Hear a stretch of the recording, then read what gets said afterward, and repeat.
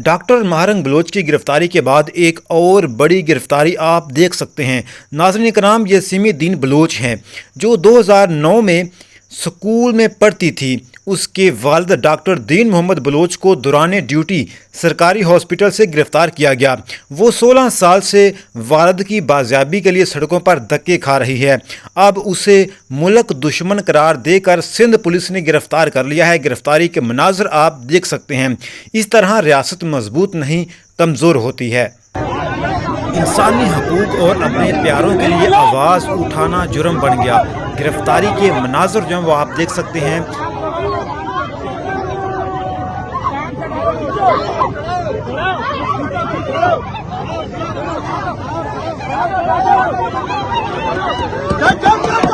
हिम्मत और बहादुरी देखें कि गिरफ्तारी के बावजूद भी वो विक्ट्री का निशान बना रही है।